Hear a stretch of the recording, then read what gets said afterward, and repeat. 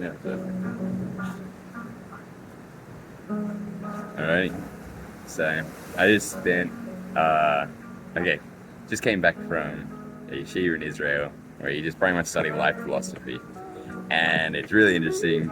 So I just found one of the papers that we got given and talked about one of the classes, and I was going to read it just to give you a little show what we kind of talk about. So this is on who needs God. All right. I look at relative and objective morality and where God fits into the picture. Imagine a food substance that could taste like whatever you want. Okay, wait. So I look at relative and objective morality and where God fits into the picture. So now, imagine a food substance that could taste like whatever you want. Your desire creates the flavor. It could be chocolate 1 minute, lasagna the next. There is no objective taste. It's all relative to the eater. According to the Jewish literature, the manna the Hebrews ate in the desert had this unique quality. Its flavor was wholly subjective. You want daiquiri ice, whatever that is, with a twist of lemon, voila, oh, sorry. Steak with pork belly mushrooms, you're good to go. One desert evening under a starry sky, you overhear some kids having a ferocious argument. What are you guys arguing about, you ask? Jake says Sarah thinks that the manna tastes like strawberries and cream. She's totally wrong. It tastes like a hamburger. No, it doesn't, Sarah yells. It tastes like strawberries. Both of you are wrong, pipes up Zach. It tastes like Budweiser. You can't believe what you're hearing. Guys, the manna can simultaneously taste like all those flavors since it has no objective taste. It tastes like whatever you want it tastes like. It's relative. None of you are right or wrong. It's all a matter of personal preference. Morality, relative or objective? Manna's peculiar quality gives us the insight into understanding the nature of morality. Many people profess to believe that morality is relative, subjective, that there is no single objective standard of right or wrong. After all, different societies have different views about what is right or wrong. Even within the same society, people have very divergent views on abortion, gender issues, religion, and politics. Professor Alan Bloom's words are even more applicable today than when he wrote them decades ago in the book, The Closing of the American Mind. This is what he wrote. There is one thing a professor can be absolutely certain of. Almost every student entering the university believes or says he believes that truth is relative. If this belief is put to the test, one can count on the student's reaction. They will be uncomprehending. That anyone should regard the proposition of not self-evident astonishes them, as though he were calling into question 2 + 2 = 4. Let's clearly define moral relativity. Like the manna that has no objective taste, good and evil, right and wrong are subjective, meaning each individual creates his or her own standard based on one's personal preference and tastes.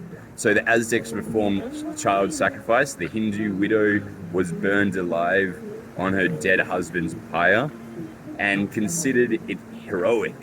The Papayan enjoyed feasting on human flesh. None of these may be your cup of tea. No one is asking you to like it. Different strokes for different folks. Like the manna that has no objective taste, good and evil are subjective. Each individual creates his own standard based on personal preference and tastes. And since there is no objective standard of good and evil, you can't call out someone's preference as wrong. The most you could say is that you don't like it. It is similar to my intense revolution toward olives. They're gross and disgusting. Please get them away from me. But evil and moral? Interestingly, even though many people say they believe that morality is relative, it seems that the vast majority deep down don't truly believe it, nor live their lives in concert with that belief. How can one see that? By the fact that most people, at some point in their lives, vicariously and passionately argue over moral issues. If they believe morality is relative, what are they arguing about? There is no right or wrong. It's whatever each of us wants it to be, like the manna in the desert. When people have heated exchange or experience moral outrage, they are not merely expressing their distaste, they believe their position is right and true one, and that the other person is absolutely wrong. They are arguing about what is the actual truth. That kind of intense discussion is predicted on the belief that there is out there and is our responsibility, or that kind of intense discussion is predicted on the belief that the truth is out there, and it is our responsibility to use our reasoning and thinking capabilities to discern it. Substance, substantiate it, substantiate and demonstrate it to others.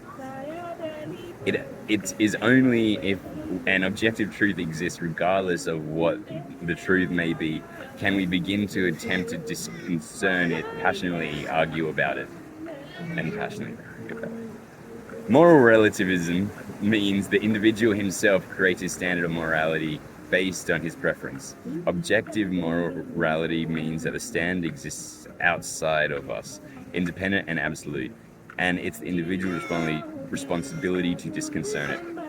Creating and disconcerting are two very different things. It's rare to find a consistent moral relativist.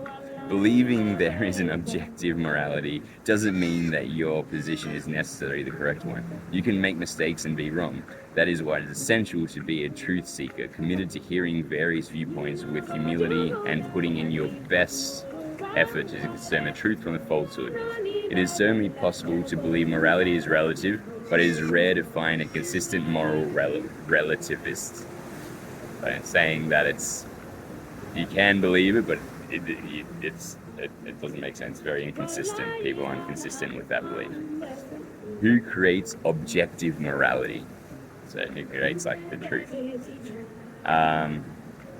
If you believe in some objective standard of right or wrong, who creates it?